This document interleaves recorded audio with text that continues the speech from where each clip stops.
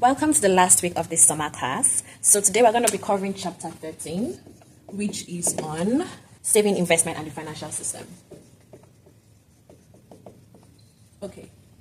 So basically, what is the financial system? The financial system is the general umbrella for all financial activities. So think of it as a general umbrella. And then this umbrella consists of what we call financial institutions.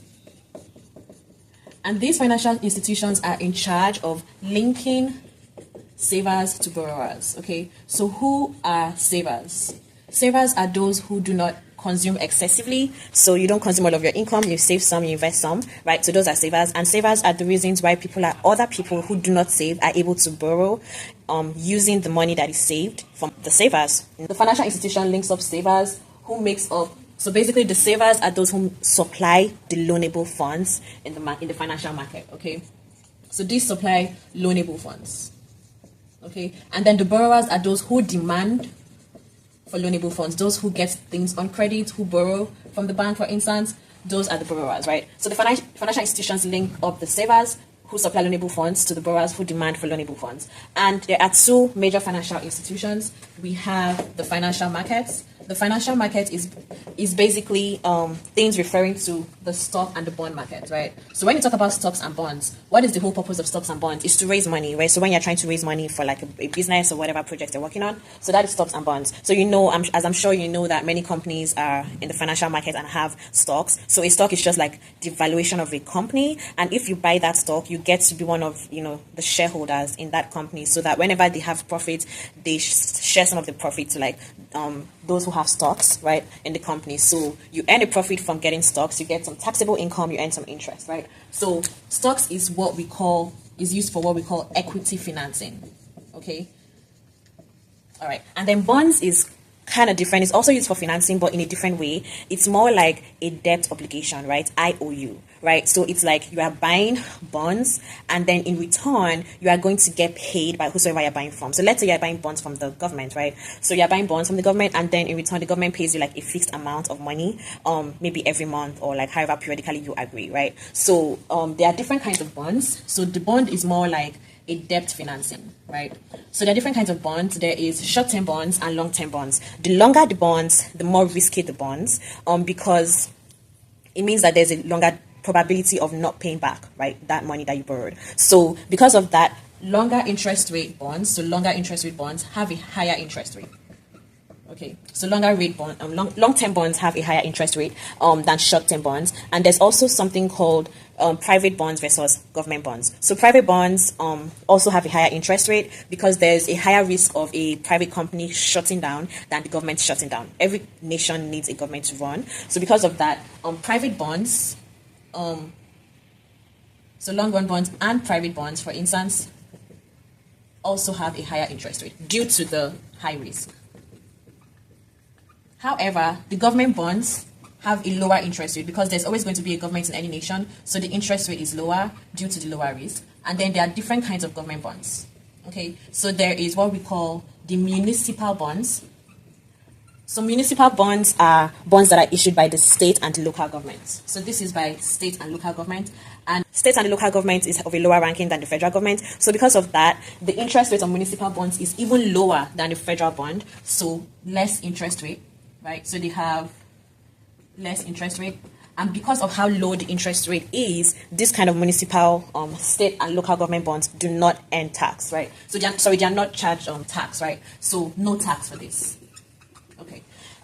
Then the federal government bonds incur taxes because even though it's still safe and relatively lower interest rate, but it's still higher interest rate than the municipal bonds. But how do you account for inflation? So you know that inflation devalues a currency. So if you make an investment, buying stocks and bonds, and then the currency, the value of the currency goes down, how do you protect your investment from losing value in the case of inflation? So that is something called a treasury.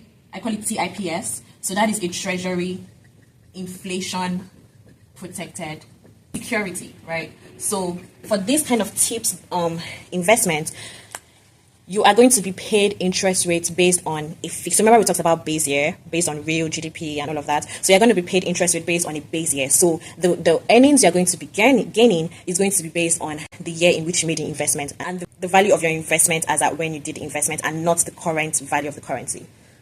There is also something called perpetual bonds, which are bonds that are fixed periodic payments that you make for life, right? So that doesn't have an end date, unlike these other kind of bonds that we've mentioned. So for a savings and investment identity, you remember your calculation of GDP? Your GDP, also known as Y, is equal to your consumption, your investment, your government expenditure, and your net exports. This is for an open economy, right? But for a closed economy that doesn't engage in international trade, your Y is just equal to your C plus I plus G, right? So therefore, your investment is the same thing as saying Y minus C minus G is equal to I, right? And this investment, remember, whatever you invest has to come from your savings. So therefore, your savings is equal to investment. And this is the same thing as saying it's equal to Y, which is national income minus consumption minus tax. This is known as private savings. Plus your T, so in this case, your T is going to be your tax revenue minus your government expenditure, right? So in this case, when earnings of the government exceeds the expenses, then that is known as a budget surplus, right? So if this is greater than this, then that is a budget surplus. However, if the government expenses exceeds the revenue, then that is known as a budget deficit, right? And total government revenue minus the government expenses gives you your public savings. So the addition of your private savings as individuals and the public savings from the government adds up to your national savings. So that is all about savings and investment identity. And something else to note is that remember your deficit and your surplus. So this is your demand curve and this is your supply curve, and this is your equilibrium point. Now when your interest rate is below the equilibrium, right? So this is your equilibrium, and let's assume your interest rate is here, right? Below the equilibrium. Can you see where it stretches all the way to? It stretches all the way to your demand curve, which means that your demand for investments is going to exceed your supply. So remember, who are the people that demand for investments? Those are the borrowers. Those who don't save up enough are those who end up borrowing and demanding for money, right? So they're the ones who go to the bank to get a loan, or you go to a loan app, right, to get a loan from fintech hub. So in this case, so that is when you have your demand. So you have too many people that are demanding for loanable funds because they don't save up enough. So those are the borrowers, and they make up the demand for loanable funds, right? So when you have so many people demanding that exceed your supply, so whenever there's too much demand, then that leads to scarcity, and whenever there's scarcity, that leads to an increase in price, right? So eventually interest rate is going to go up, and that is because this is because at this point your demand exceeds your supply, and then that pushes your interest rate up, right? So this is equivalent to when there's a government deficit. So government deficit, we talked about government deficit here, but basically when the public sector borrowing, that means the government is borrowing way too much in the market, right, or in the financial system, that crowds out the private sector, and that leads to scarcity, right? So this is a scenario of government deficit or crowding out. Okay, and the complete opposite of that is when your interest rate is above the equilibrium, right? So when your interest rate is above the equilibrium, that's going to be the complete opposite. That is going to make your supply of loanable funds to exceed your demand. When there is surplus of something, so this is going to cause a surplus, right? So this causes a deficit, right? And this causes a surplus. So when there's surplus of something, that eventually is going to make the interest rates go down, right? Which is the price. So this eventually leads to lower interest rate. So notice that this second scenario where your interest rate is above your equilibrium, this is what we call savings policies, right? So this is a savings policy.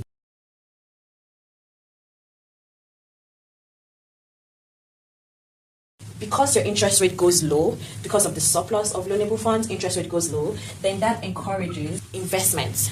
Because if the interest rate is low, think about it, you will want to borrow more money because you have to pay back less amount, right? Because the interest rate is low. So that encourages your investment.